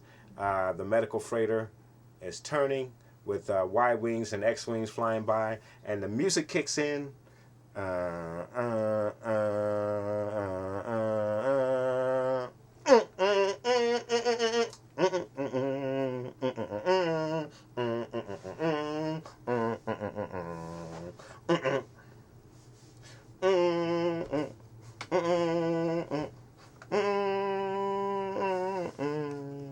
So, guys, again, this was a tribute to Carrie Fisher. We lost Carrie Fisher about 1 year ago today. And I wanted to do this tribute to the very, very lovely Carrie Fisher. What a huge loss for the Star Wars franchise and for the fans and everyone involved. I was very, very hurt by her passing. And she was one of the great, great, great personalities, not just in Star Wars, but just in general. She she was flawed, and she didn't hide her flaws. She was very open. She was very real, and she didn't hold back. And she didn't take herself so seriously like most of us do, judging by the little split that's going on with the fan base, guys. So, guys out there kicking up ruckus with all of this Last Jedi stuff, try to be a little bit like Carrie Fisher. Don't take yourself so seriously, guys, on this day where we're celebrating the great Carrie Fisher here today, guys.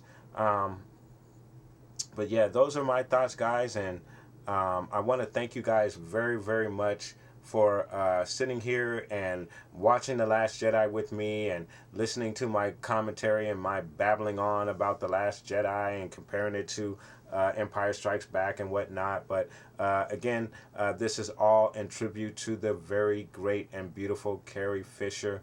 She will always live on in our hearts and our minds. We can always go back and visit her as we did today here in The Empire Strikes Back, as well as The Last Jedi. Again, guys, I may not be a big fan of The Last Jedi, but it is going to be a part of my Star Wars collection. It is going to be a movie that I will watch at least once or twice a year, if not more than that. I do expect that the movie will grow on me with every viewing that I have of it. And it will just be one of those movies that I can just sit back and enjoy and not worry about what happened with Luke and why did this happen and why is she flying through space. I can just sit back and enjoy it and say, okay, it's a Star Wars movie. It's a part of the story. And enjoy it for what it is. And I think that will eventually happen. And I think that's going to happen with the majority of the fan base once the dust settles. But right now, the dust is kicked up in very high gear, and it's been very, very tough to be a Star Wars fan, whether you liked the movie or didn't like it. I just don't think that the fan base is in a really good state right now. I think it's completely fractured along these lines, and it's really unfortunate because I always say, and I will maintain this, Star Wars fans are among some of the best fans in the world. And I enjoy them. That's why I created this channel, because it is a very, very tight-knit community. I've met people from all over the world through the Star Wars franchise.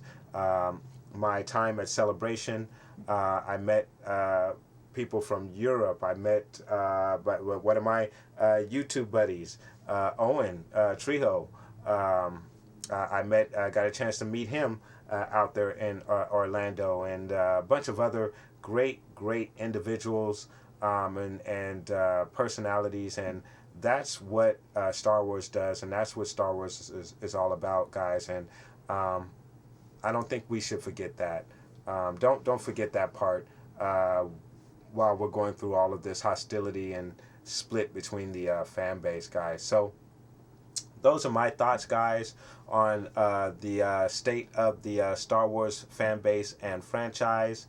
Again, I want to thank you very much for watching my commentary to The Empire Strikes Back and our tribute to Princess Leia, and from the father to the daughter to the Luke Skywalker Force Ghost. We love you, Carrie Fisher. You will be with us always.